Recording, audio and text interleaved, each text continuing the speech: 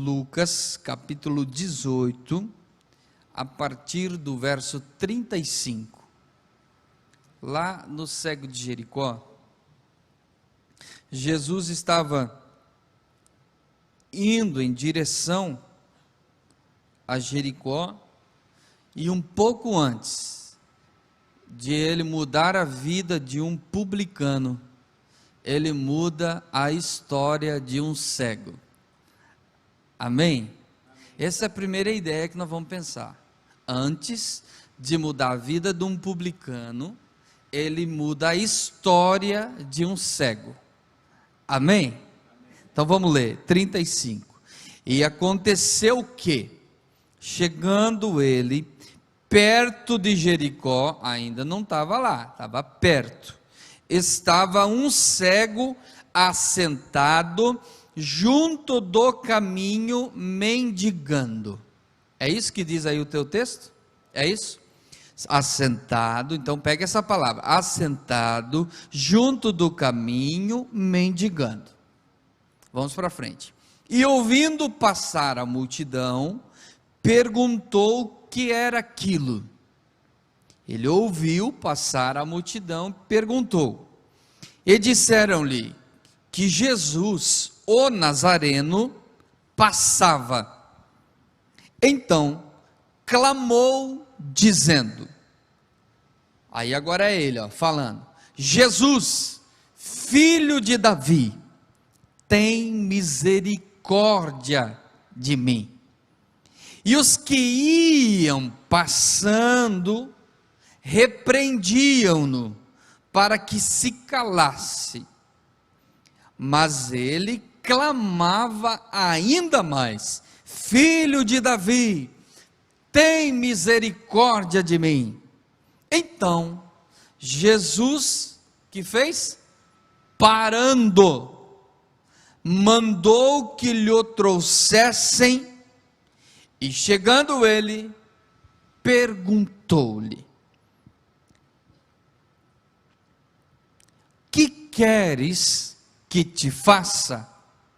Isso aqui é Jesus perguntando, e aí tem a resposta dele, que disse, Senhor, que eu veja.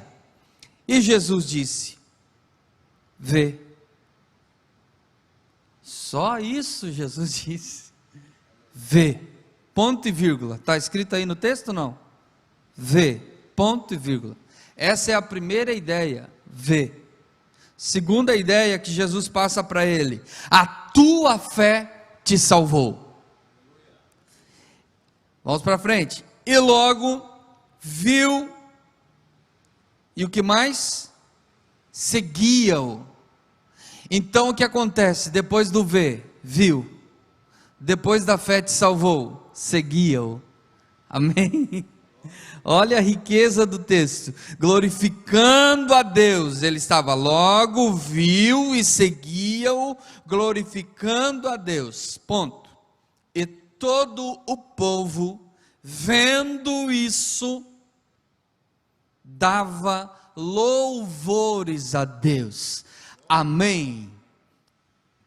Daria para nós pensar várias horas sobre cada partezinha do texto, e eu gosto de pensar palavra por palavra, porque quando se pensa palavra por palavra no texto, você está degustando a palavra, você está se alimentando. Sabe quando você come aquela sobremesa que você tanto gosta? Tem lá? Tem lá na sua casa a sobremesa que você tanto gosta, você come ela com mais assim calmaria do que rápido. Hoje eu fui comer algo lá em casa e a minha esposa disse assim, você está comendo devagar, né? Eu falei, tá degustando. Aí a gente lembrou que há um tempo atrás nós tínhamos uma cachorrinha que amava banana, mas ela amava banana. Você não podia deixar um cacho de banana, 2 ou 10, ela comia tudo. É impressionante, não tinha controle, tanto que ela amava bananas, o cheiro de banana chamava a atenção dela. Mas engraçado que ela nunca degustou uma banana, porque se desse um pedaço assim, ou a banana inteira, ela engolia inteiro, de tanta loucura. E quando você degusta, aos poucos você sente sabor, você percebe a textura, você identifica os aromas, porque está compassado, devagar. Então o texto, nós temos que ler ele com calma, observando a pontuação, tudo com calma, porque quando você faz isso, você está degustando a palavra de Deus. Posso ouvir um amém? Muito bem. Então aconteceu que Jesus, chegando perto de Jericó, então Jesus ainda não estava em Jericó, havia um murmúrio de que Jesus chegaria em Jericó, porque no próprio texto diz assim: e os que iam passando, se você olhar uma outra versão bíblica, diz assim: e os que iam à frente. Talvez alguém aqui leu essa parte. E os que iam à frente, por quê? Porque quando Jesus ia com a multidão, e agora está fácil da gente identificar a multidão, como é o andar de Jesus. Se nós olhar o que está acontecendo no mundo político, você vê um certo candidato, ele está andando e uma grande multidão o acompanha. Tem gente que vai à frente, atrás, dos lados, para tudo quanto é lado. Ele anda em alta velocidade? Não, é devagar, por causa da multidão, mais ou menos, só para você entender, não estou fazendo nada, só para você entender aqui, como era o andar de Jesus, não era muito rápido, por causa da multidão. Jesus ia e a multidão ia cercando. Lembra da mulher que estava com um fluxo de sangue há muitos anos, e ela tocou a orla das vestes de Jesus? O que os discípulos disseram quando ela tocou? Disseram assim: mestre, a multidão te oprime, é lógico que alguém vai bater em você, vai tocar em você, não se preocupe com isso. Aí ele diz: não, peraí, saiu virtude, tem algo diferente, aconteceu alguma coisa aqui, não é bater assim, simplesmente pelo aperto da multidão, não, aconteceu alguma coisa. Assim Jesus andava, e a multidão que ia à frente, ia anunciando que Jesus ia chegando, ia passando, e fazia um barulhão, agora nessas manifestações que a gente vê um barulho, às vezes não está em casa, que barulho é esse? Vai lá, é o grupo de gente passando, e tal, e bandeira, e anunciando, e festa e tal, mais ou menos assim acontecia. Jesus ia passando, os milagres iam acontecendo na rua, Jesus ia curando os enfermos, e ia tratando das pessoas, ia libertando os cativos, Jesus ia levando pessoas, e conforme as pessoas iam recebendo do Senhor, eles também seguiam, porque isso está no texto, e logo viu e seguiam, está no texto. Então isso, pensando assim, nós temos essa convicção de que a multidão andava lentamente, ia um certo grupo à frente avisando, e todos que eram recebidos, ou todos que recebiam, melhor dizendo, o milagre do Senhor, a intervenção de Jesus, também seguiam Jesus, ou seja, a multidão aumentava à medida que Jesus caminhava. Pois bem, é provável que o Zaqueu publicano já estava se preparando para subir na árvore, é provável, porque a multidão já estava anunciando Jesus chegar. Então tinha um homem de poder aquisitivo alto, conhecidíssimo na região, todo mundo sabia quem era ele, por causa da sua, o poder aquisitivo que ele tinha, por causa da sua função, e também por conta da sua corrupção, e outras coisas mais, que você sabe, e está no texto, a partir do verso 1 do capítulo 19, esse homem já estava planejando como ele faria para ver Jesus. Enquanto isso, alguém que nunca viu, não enxergava, e diz o texto que estava assentado junto do caminho, mendigando, esse alguém ouve Jesus, ou ouve o barulho da multidão que Jesus vinha trazendo. Pense comigo, alguém está se preparando para correr para ver Jesus, e alguém está sentado junto do caminho, porque não vê, não enxerga, mas ouve. Ele ouve, e ouvindo passar a multidão, perguntou. Talvez essa multidão que passa na frente, é estes que vão à frente anunciando, Jesus está vindo aí, Jesus está vindo aí, vamos ficar atentos, vamos ficar preparados, Jesus está vindo, e Jesus vem vindo, e Jesus vem vindo, e disseram para ele, o Nazareno, Jesus, o Nazareno, mas quem é esse? Que barulho é esse? O que está acontecendo? Jesus, o Nazareno, está vindo, vai passar aqui. Eu estava pensando hoje, quando Jesus está chegando perto, não importa a situação que a pessoa esteja, isso está no verso 1, no 35, porque às vezes dá a impressão que Jesus tem que vir e mexer com a gente, para acontecer alguma coisa, mas não é isso que o texto está revelando. O texto está revelando que aquele homem já começa a receber o milagre na hora que ele ouve a multidão, porque Jesus responde para ele, vê, e Jesus responde na segunda ideia, do 42, Jesus diz assim, a tua fé te salvou. Então, primeiro de tudo, ele recebe salvação. Na ordem da escrita está primeiro o ver, mas o que ele recebe mesmo, primeiro, é salvação. Como assim, pastor? Pois bem, a fé, ele moveu quando? Quando foi? Pensa comigo. Quando foi que ele moveu a fé? Não foi quando ele ouviu a multidão? Concorda comigo ou não? Não foi quando ele ouviu a multidão? Foi. Então, se foi quando ele ouviu a multidão, o que aconteceu primeiro? A fé ou o milagre? A fé. A fé. No texto não está em ordem de fala, mas se você pensar nos fatos, você descobre a ordem dos fatos. A fé ocorreu primeiro. Ele ouviu. A fé vem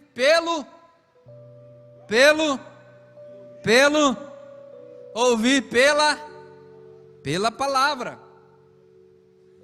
Ora, ele vê primeiro? Não, ele ouve e tem fé. Olha aqui para o pastor, você pode não estar vendo, mas você está ouvindo, então tenha fé. Primeiro a fé, ele ouve, e ele está fazendo o que, pastor? Ele está assentado.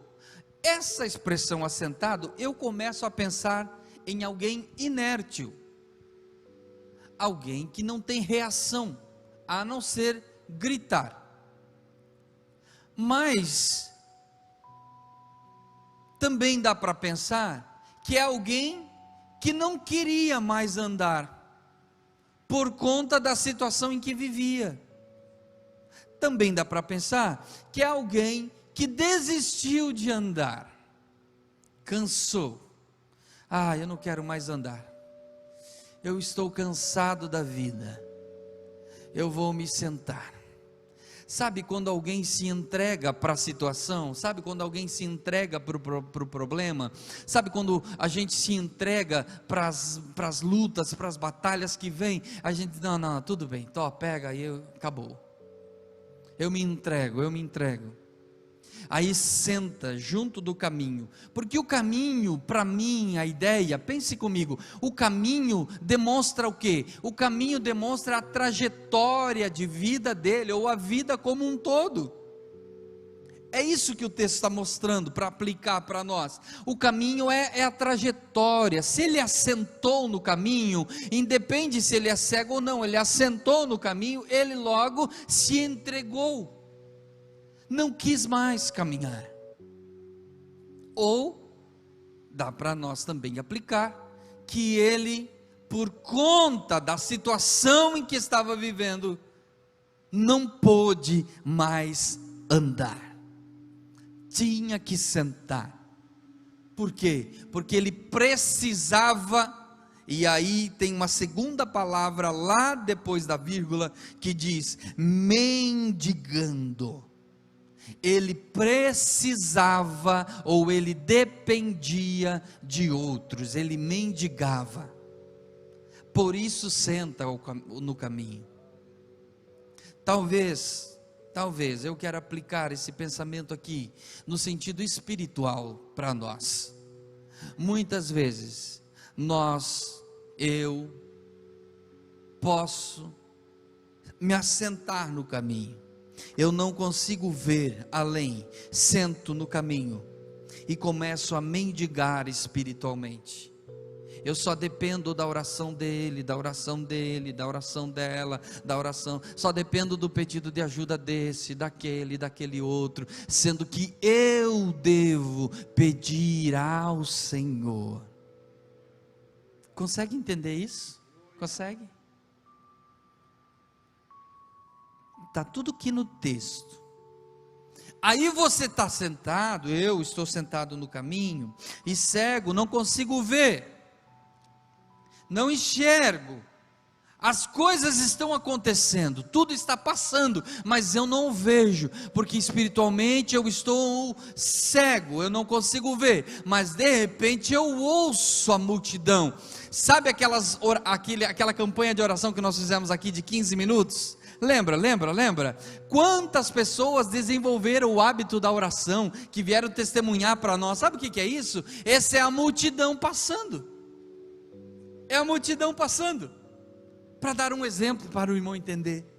É a multidão passando, você está no culto, eu estou no culto, sentado na cadeira, e todo mundo está glorificando ao Senhor, e eu estou ali cego, não consigo ver o espiritual, mas de repente o irmão que está do meu lado, ele está glorificando o Senhor, ele está exaltando o Senhor, ele é a multidão que está dizendo, o Nazareno está aqui, ele está passando, agora você precisa abrir a boca.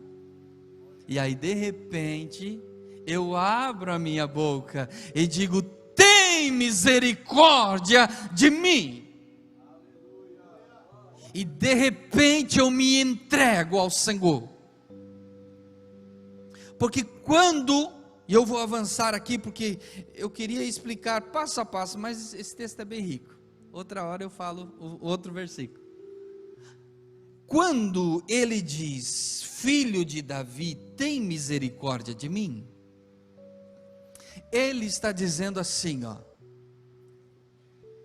ele evoca toda a geração, ou ele diz, eu conheço, eu sei, eu faço parte, eu entendo, quando ele diz filho de Davi, eu entendo quem tu és, eu sei quem tu és.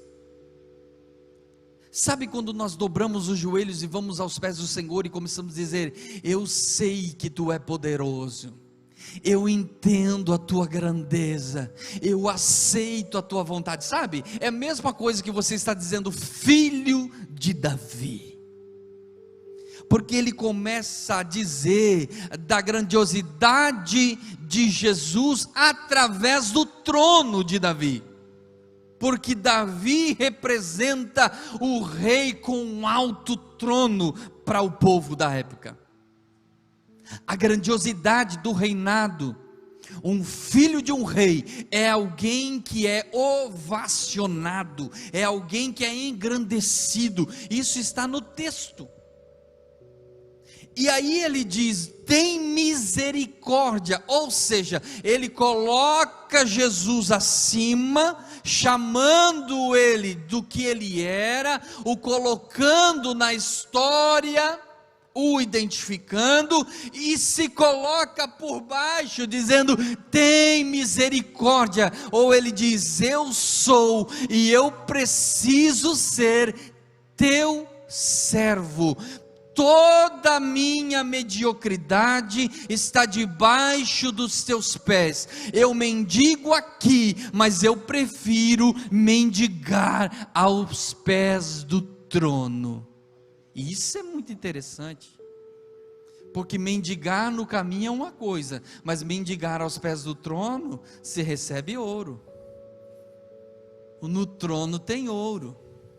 A recompensa de quem está aos pés do trono é outra, é diferente.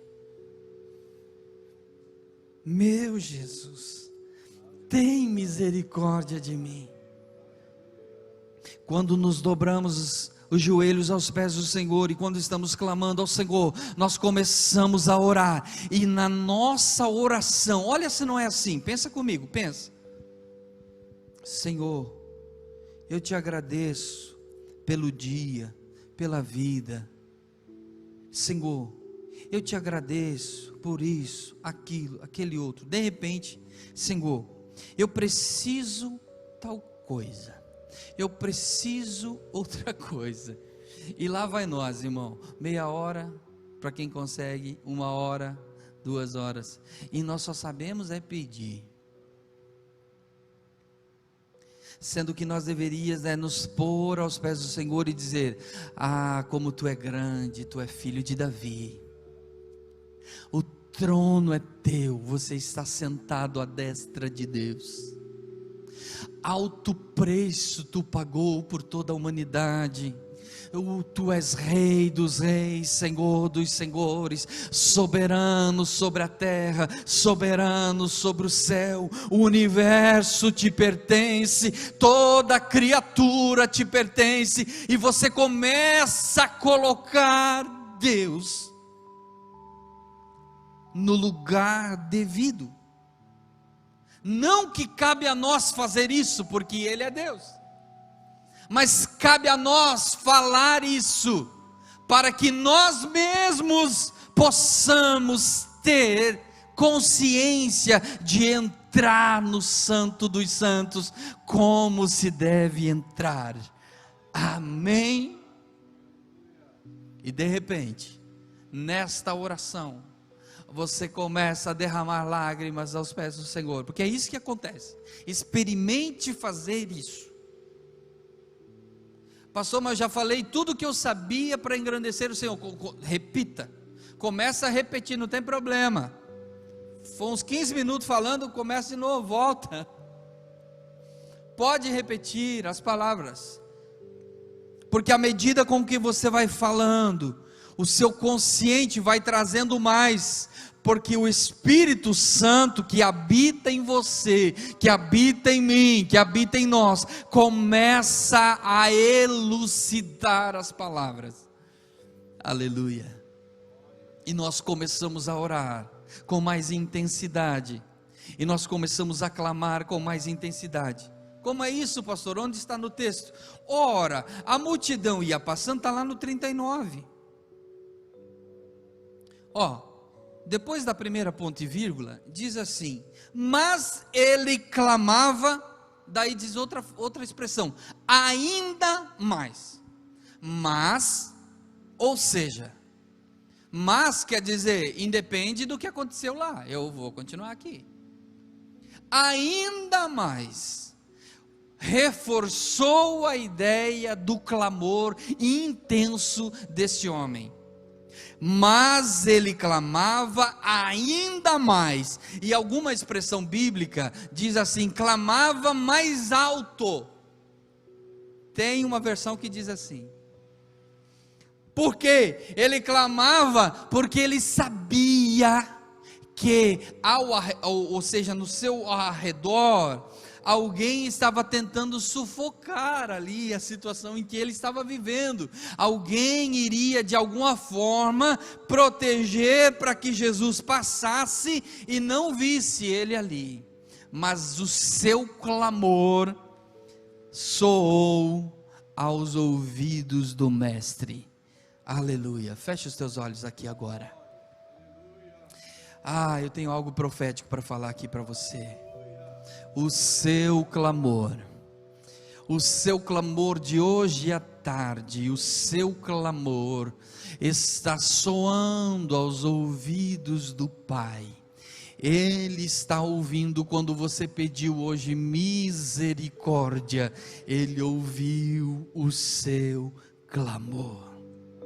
Aleluia. Esse homem clama ainda mais e pede por misericórdia.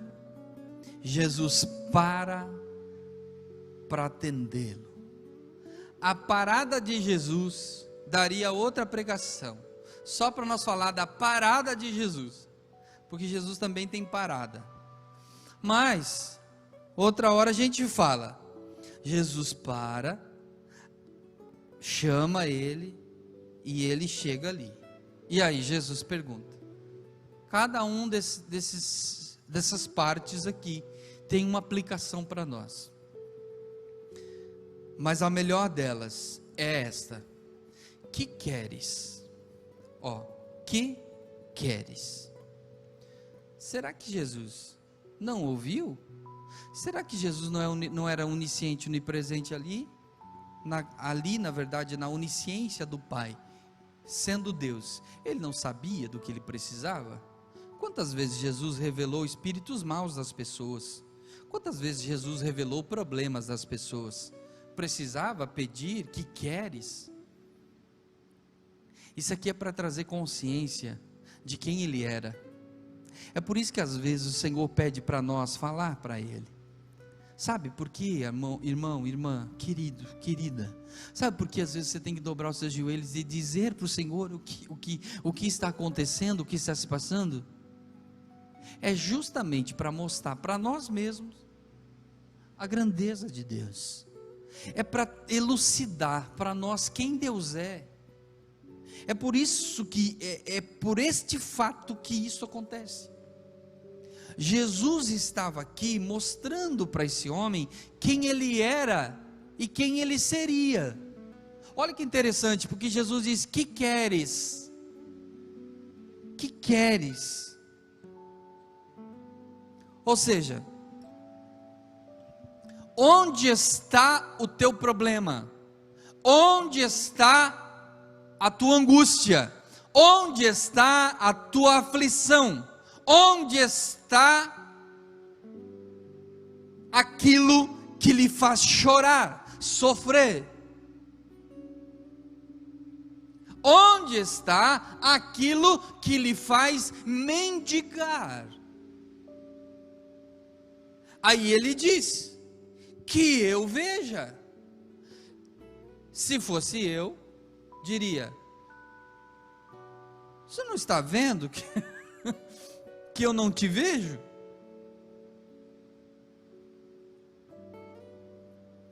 Mas a pergunta de Jesus sempre é necessário uma resposta objetiva e sincera.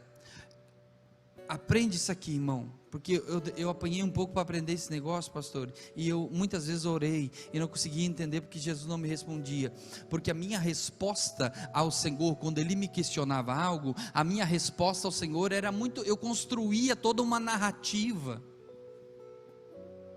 eu quase que advogava em própria causa. Não, é objetividade e sinceridade. Marque isso, guarde isso. Com o Senhor é objetivo e sincero. Quando somos sinceros com o Senhor e objetivo, Ele nos ouve e nos responde muito mais rápido do que pensamos. Olha aqui: que queres que te faça? Que eu veja. Se fosse um discurso em causa própria, o que ele diria? Senhor, veja bem, eu nasci no ano tal, e minha mãe, quando me ganhou, percebeu que eu não enxergava. ou sei lá, ele começa a criar uma história para contar aquilo que ele estava vivendo. E agora as pessoas têm que me trazer, me pôr aqui no caminho. Eu não consigo mais andar por conta do meu problema. Eu estou cego e isso e aquilo e parece uma metralhadora. Mas não, ele é objetivo e sincero, que eu veja. Pronto. Porque se ele vê, tudo passaria a ser resolvido a partir do ver. Ele poderia voltar a andar, a trabalhar, ver seus amigos, ver seus familiares, e o principal que ele fez, seguir a Cristo. Tudo aconteceu a partir do ver. E ele vê. Jesus diz para ele: vê, a tua fé te salvou. Primeiro ele encontra salvação, depois ele encontra o milagre físico. Tem muita coisa boa nesse texto aqui, muita aplicação. E logo ele viu, dá para nós pensar, e logo ele viu, dá para pensar também, seguia-o. Como é que estamos seguindo o Senhor a partir do dia em que o Senhor abriu os nossos olhos espirituais?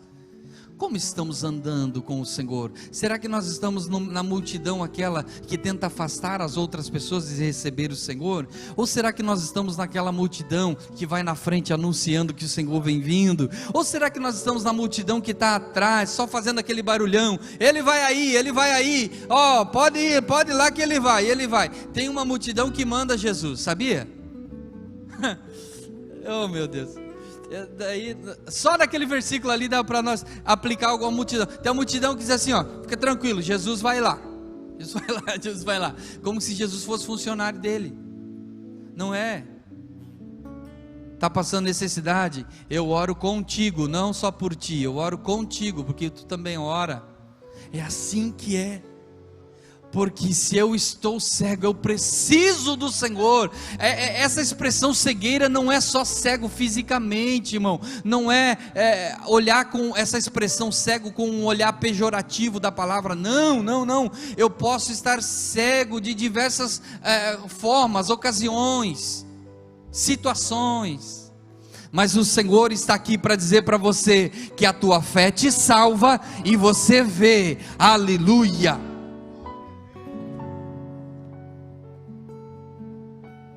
Quem precisa do Senhor? Eu preciso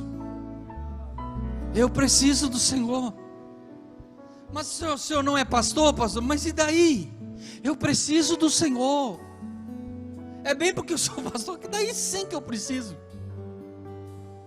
Mas eu já sirvo ao Senhor 50 anos, mas então precisa do Senhor mais um ano.